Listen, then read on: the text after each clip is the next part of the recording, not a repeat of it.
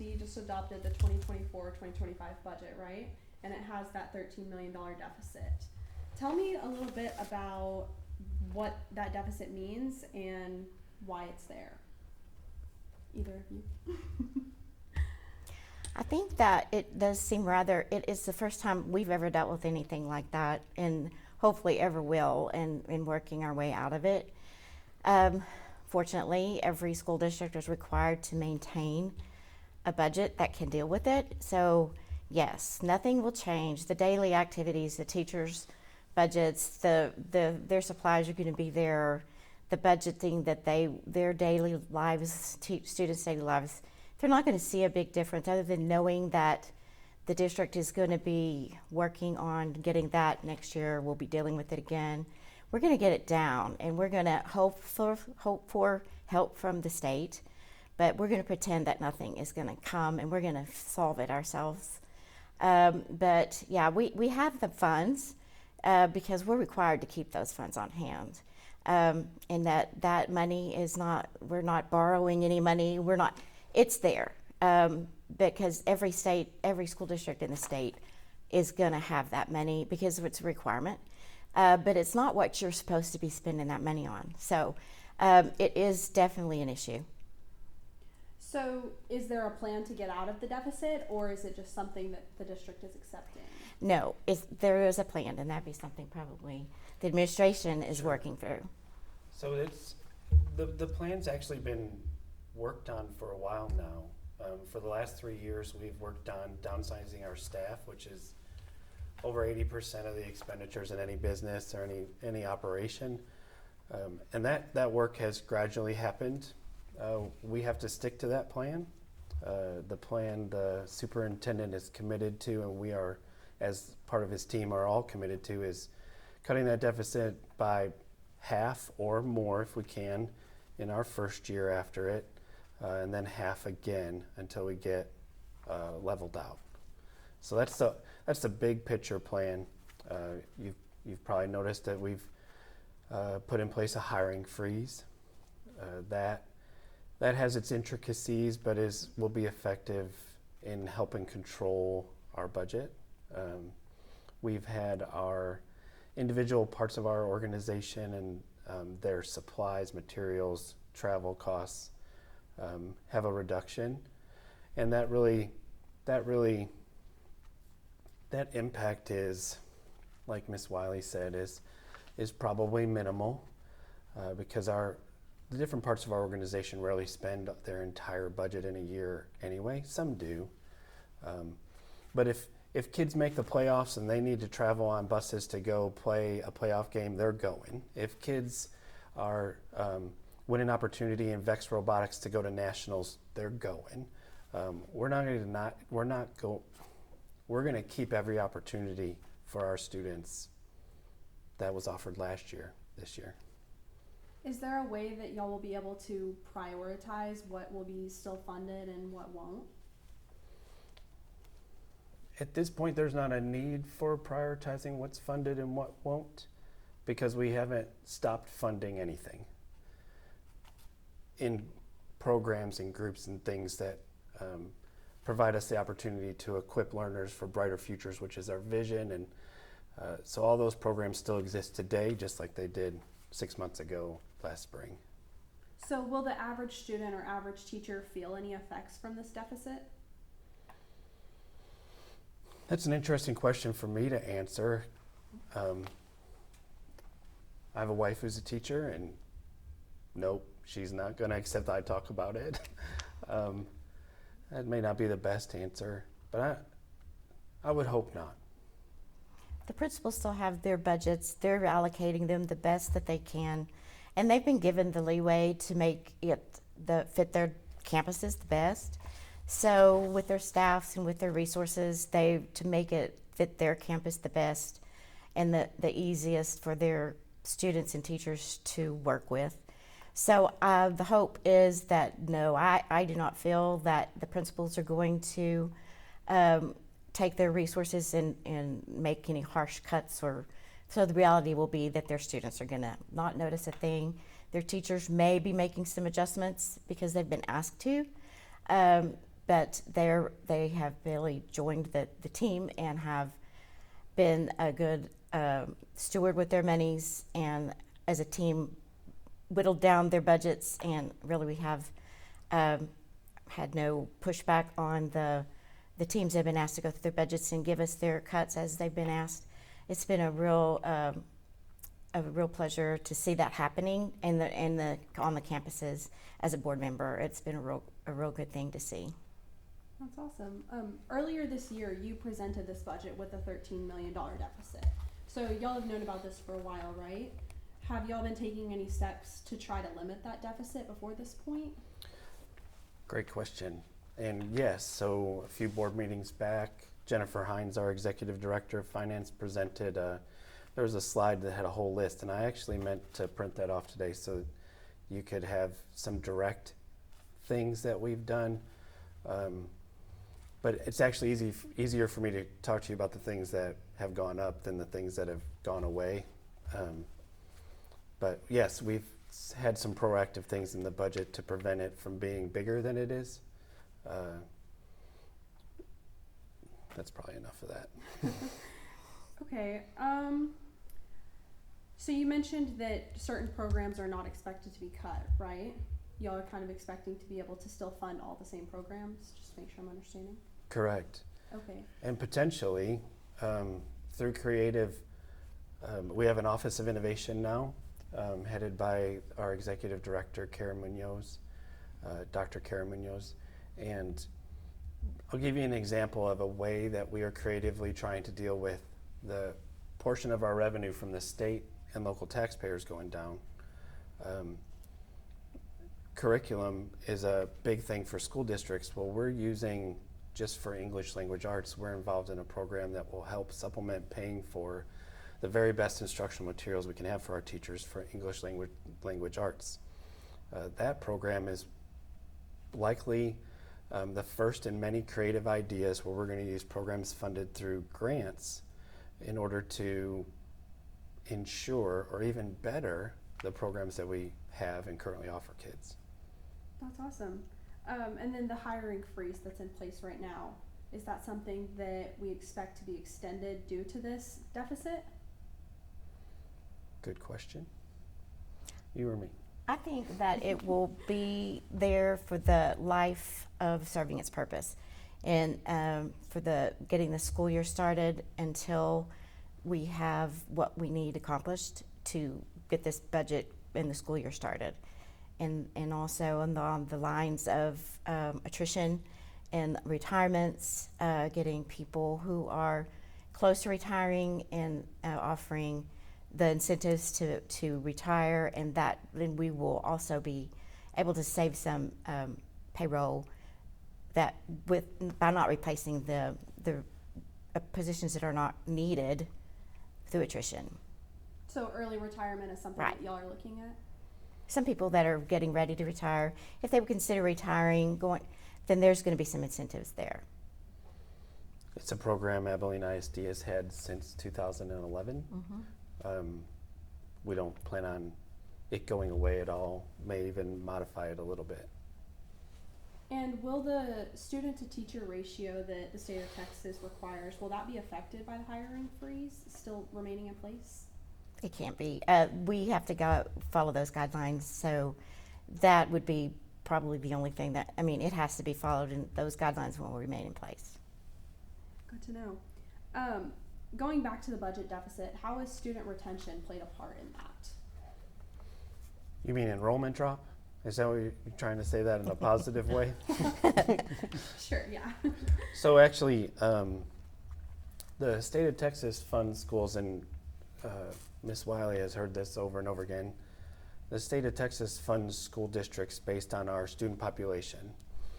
A large piece of that is their attendance. Any school district in the state, any public school district in the state of Texas is funded that way. So while our enrollment this year is about, in the first 10 days, looks to be around 14,500 students, we don't receive funding based on that number. We receive funding based on their attendance at the end of all year long. So that's called average daily attendance. So student retention and attendance is the name of the state of Texas finance formula. We didn't make that formula, we live by it, but currently that's how it is. Okay.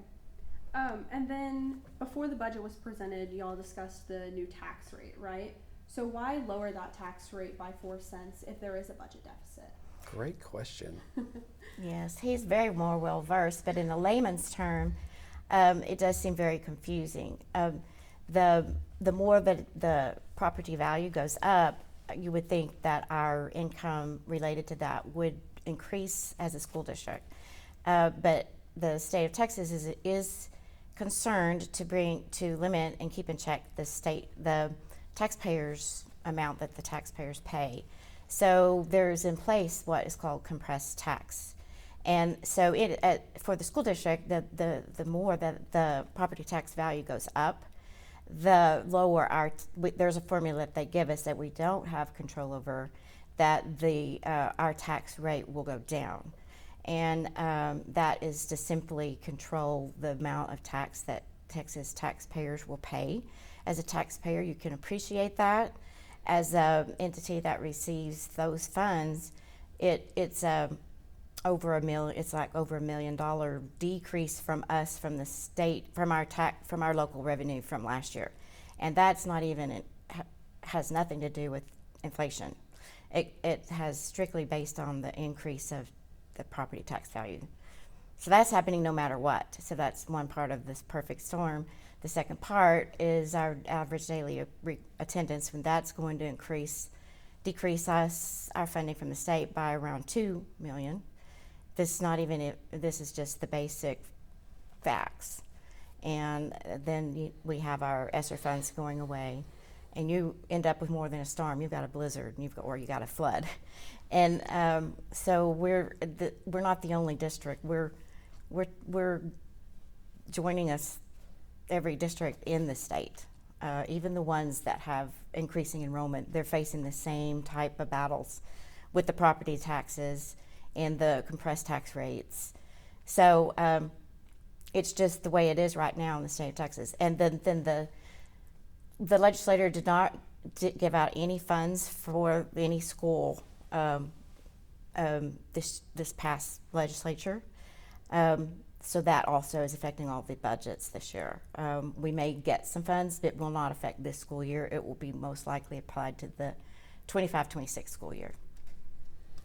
Copeland, Miss Wiley did an awesome job. That is well done. Layman's terms. Yeah, it definitely helped me understand it. One other little note.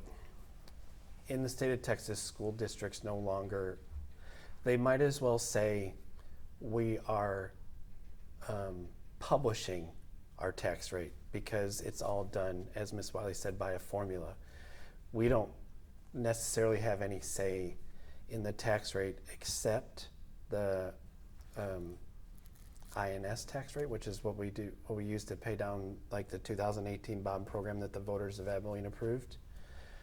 That is actually lower today by 4 cents than what it was predicted to be at this time, and that's all because of property growth. So the paying our debt back actually gets smaller with time because of property value, but the tax rate to operate the district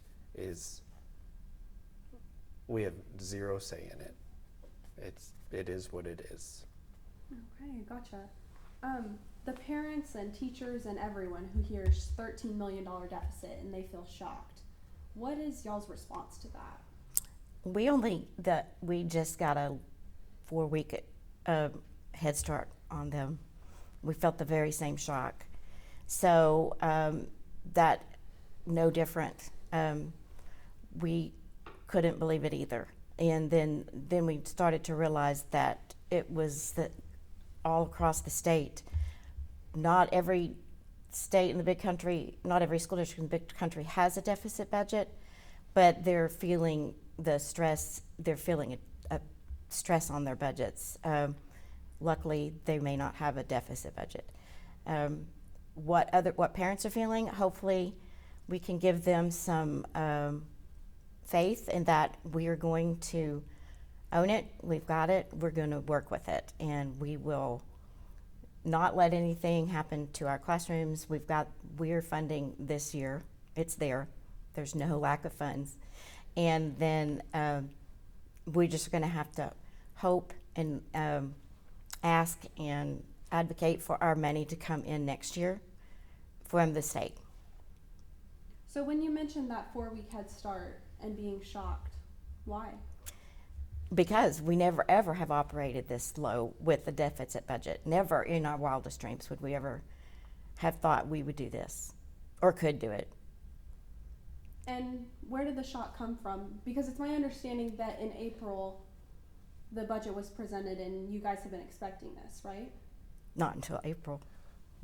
Not at the same size. So developing the budget is a process that takes, it starts in February and ends the last week of August.